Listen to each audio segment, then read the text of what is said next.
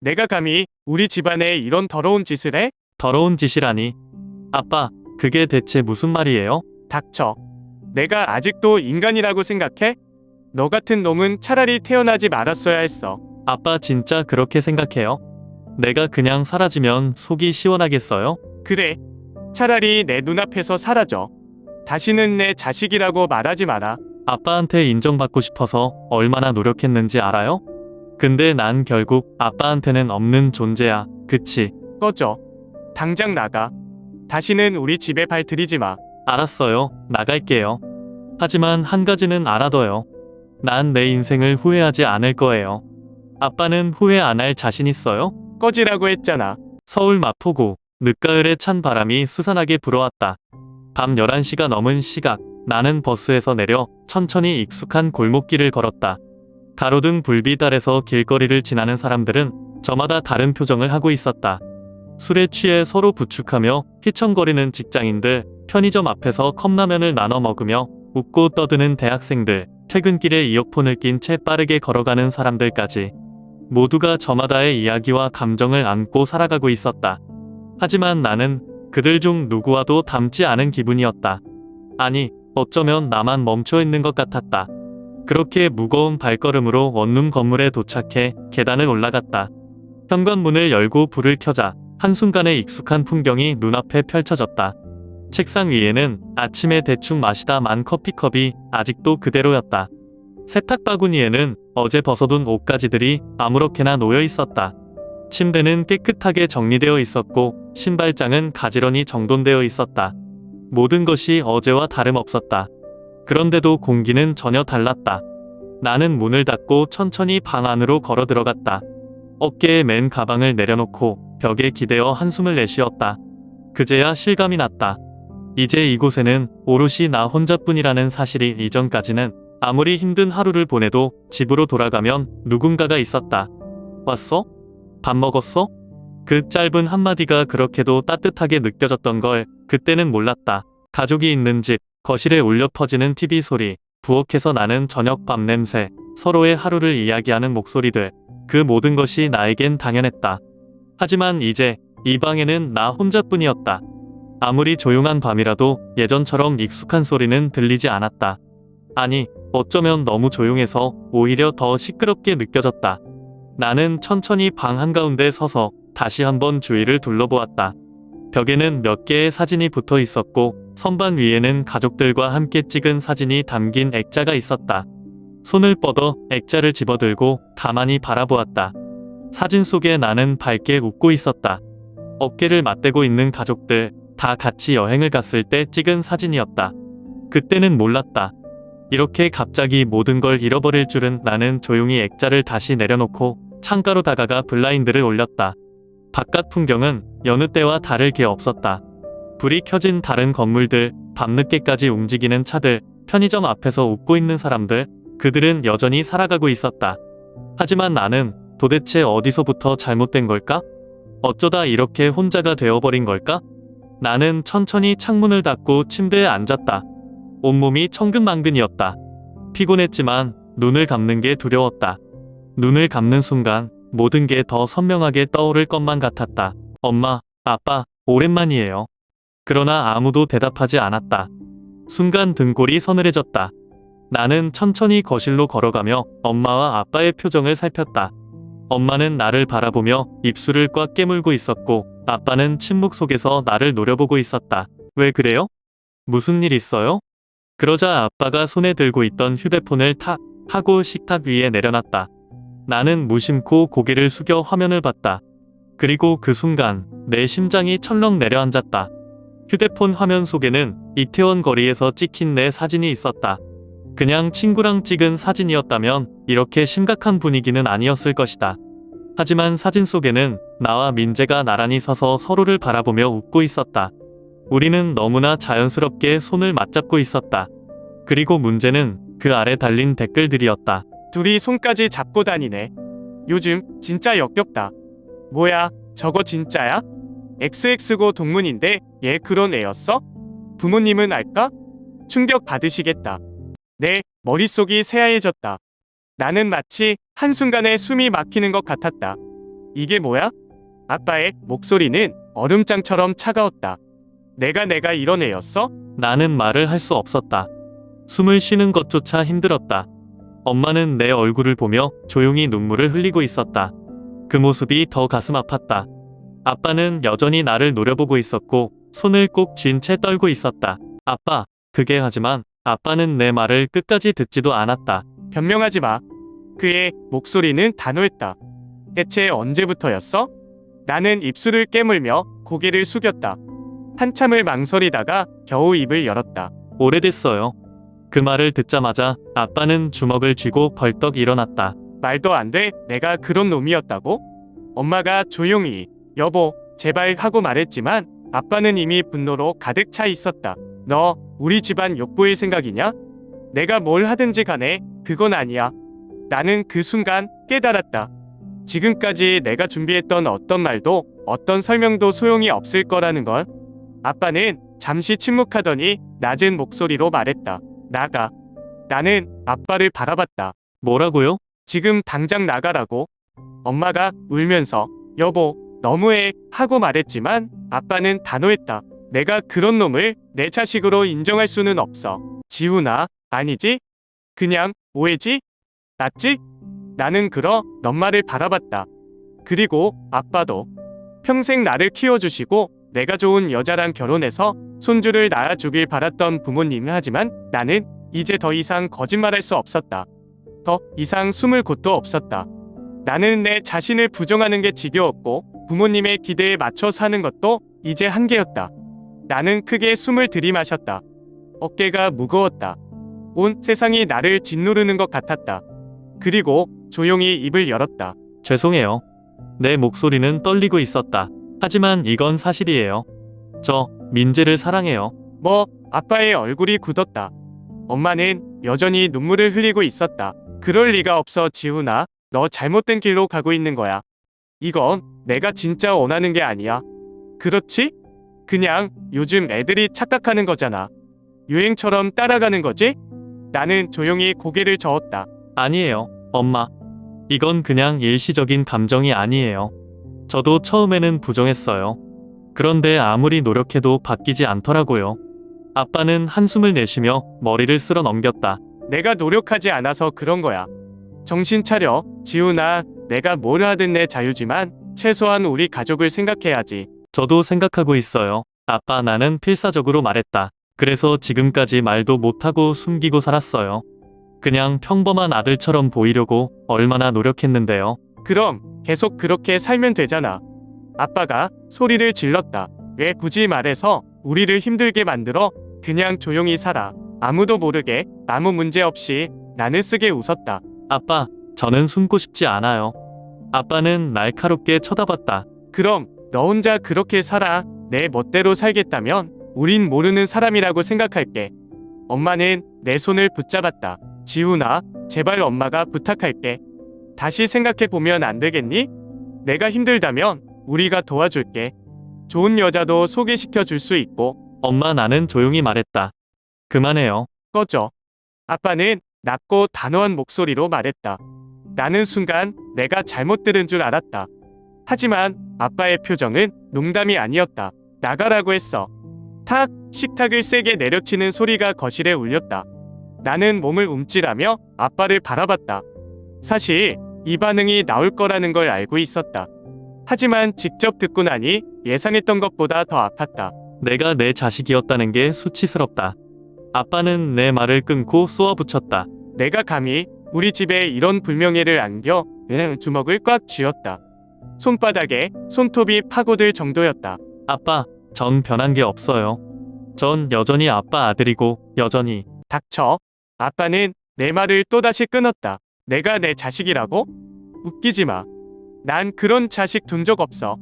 엄마가 울면서 아빠의 팔을 붙잡았다. 여보, 제발 우리 애야.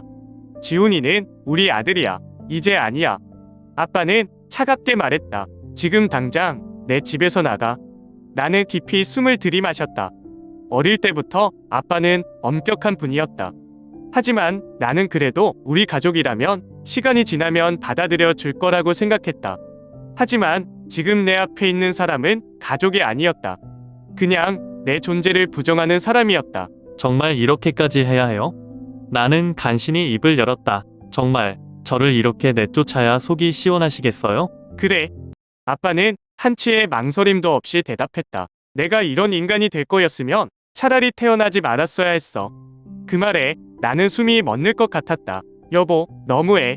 엄마가 울면서 소리쳤다. 어떻게 그런 말을 해? 아무리 화가 나도 그렇지, 내가 아버지야. 아버지니까 이런 말 하는 거야. 아빠도 소리쳤다. 나는 평생을 바쳐서 저놈을 키웠어. 근데 돌아온 게 이거야?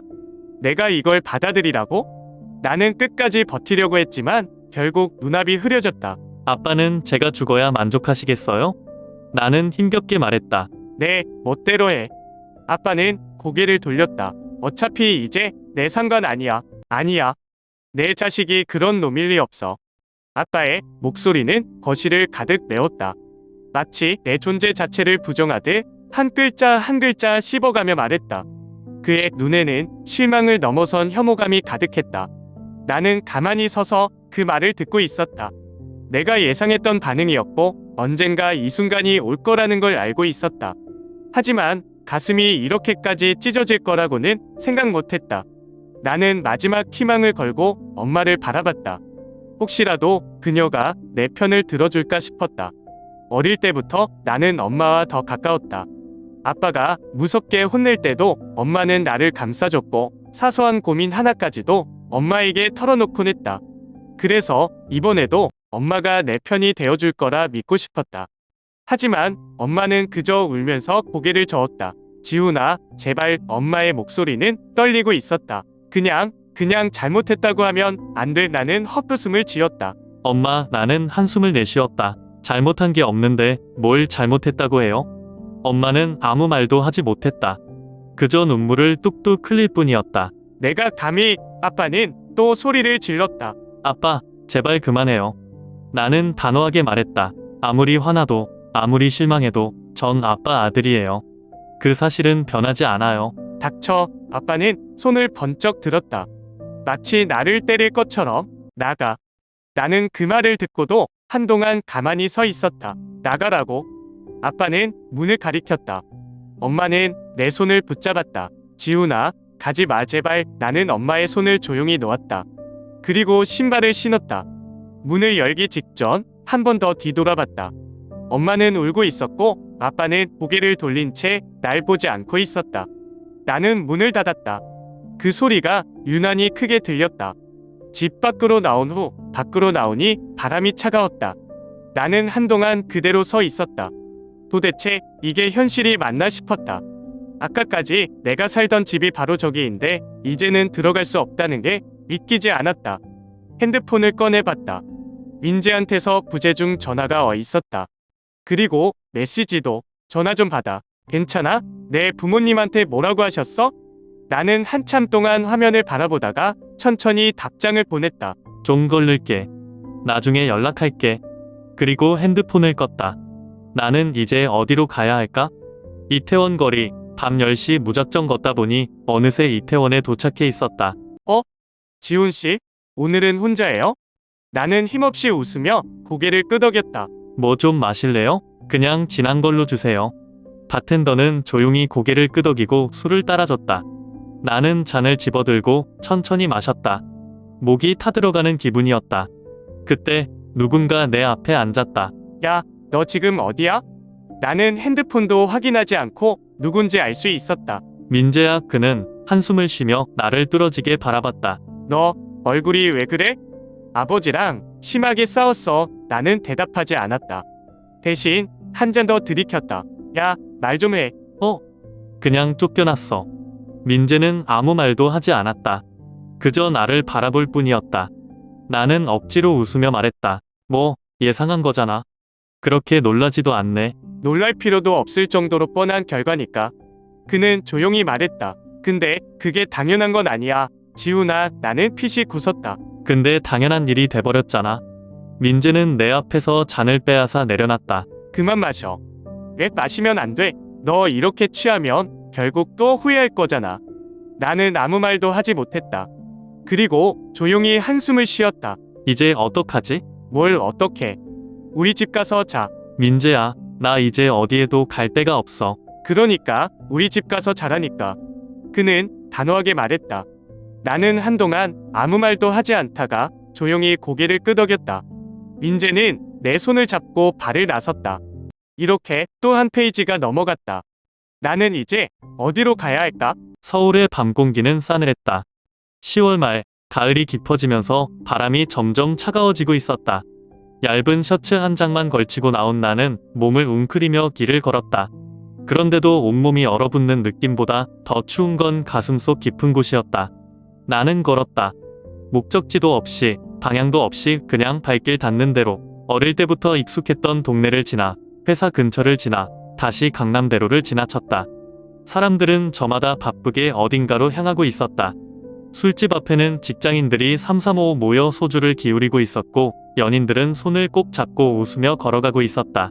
그런데 나는 이렇게 많은 사람들 속에서도 너무나 외로웠다. 나는 울고 싶었지만 이상하게도 눈물이 나오지 않았다. 가슴이 답답했지만 소리 내어 울 수 없었다. 그저 숨을 깊이 들이쉬고 내쉬며 한 발 한 발 내디딜 뿐이었다. 한참을 걷다 보니 홍대에 도착해 있었다. 불빛이 반짝이는 거리를 지나자 익숙한 카페가 보였다. 예전에 민재랑 자주 가던 곳이었다. 그때는 이곳에서 함께 커피를 마시며 미래를 이야기하곤 했다. 우리도 나중에 같이 살면서 조그만 카페라도 차릴까? 장난처럼 말했던 그 순간이 떠올라 씁쓸한 웃음이 나왔다. 나는 그 카페 앞에 서서 한참을 망설이다가 결국 문을 열고 들어갔다. 어서 오세요. 여보세요. 야, 너 대체 어디야? 민재의 목소리에는 걱정이 묻어 있었다. 그냥 걷고 있어. 지금 몇 시인지 알아? 너 지금 제정신이야? 몰라. 그냥 걷고 싶었어. 너 술 마셨어? 아니, 거짓말하지 마. 진짜야. 민재는 한숨을 쉬었다. 어디야? 지금 당장 갈 테니까 거기 있어. 괜찮아. 그냥 좀 혼자 있고 싶어. 너 혼자 있으면 안 괜찮아. 응, 아무 말도 하지 않았다. 지훈아, 나 지금 너 엄청 걱정돼. 솔직히 말해봐. 지금 무슨 생각하고 있어? 나는 창밖을 바라보며 조용히 말했다. 몰라. 그냥 다 끝난 것 같아. 끝나긴 뭐가 끝나. 내 인생 아직 한참 남았어. 근데 왜 이렇게 숨 쉬는 게 힘들까? 민재는 다시 한숨을 쉬더니 조용히 말했다. 거기서 기다려. 내가 갈게. 나는 대답하지 않았다. 나는 커피를 다 마시고도 한참 동안 자리에 앉아 있었다. 그리고 결국 카페에서 나와 가로등 불빛 아래 서 있었다. 그때 멀리서 익숙한 모습이 보였다. 민재였다. 그는 나를 보자마자 뛰어왔다. 그리고 내 앞에 서더니 한동안 아무 말도 하지 않고 나를 바라봤다. 괜찮아. 나는 힘없이 웃었다. 괜찮으면 여기 없겠지. 민재는 한숨을 쉬며 말했다. 이제 그만 집에 가자. 짐, 나는 피식 웃었다. 나한테 그런 게 있어? 민재는 조용히 내 손을 잡았다. 있어. 내 집. 나는 잠시 멍하니 있다가 천천히 고개를 끄덕였다. 그렇게 나는 다시 걸음을 옮겼다. 형, 어디야? 나는 답장을 하지 않고 핸드폰을 다시 주머니에 넣었다. 지하철을 타고 무작정 강남까지 왔다. 출근 시간이 지나서 그런지 사람은 많지 않았다. 카페에 들어가 구석진 자리에 앉았다. 핸드폰을 꺼내보니 민재에게서 메시지가 또 와 있었다. 왜 연락 안 받아? 어디 있는 거야? 형, 제발 말 좀 해. 나는 한참 동안 그 메시지를 바라봤다. 뭐라고 해야 할까? 솔직하게 말해야 할까? 아니면 그냥 대충 둘러댈까? 머릿속이 복잡했다. 그때 또 진동이 울렸다. 형, 왜 도망치는 거야? 왜 집에도 안 가고 나한테도 말 안 해? 도망친다고? 나는 피식 웃었다. 맞는 말이었다. 나는 지금 도망치고 있었다. 현실에서, 그리고 민재에게서. 나는 숨을 깊이 들이쉬고 내쉬었다. 그리고 천천히 답장을 보냈다. 괜찮아. 내일 보자. 나는 핸드폰을 다시 주머니에 넣었다. 창밖을 바라봤다. 서울의 높은 빌딩들, 바쁘게 오가는 사람들, 온 세상이 그대로인데 나만 멈춰있는 기분이었다. 나는 이제 어디로 가야 할까?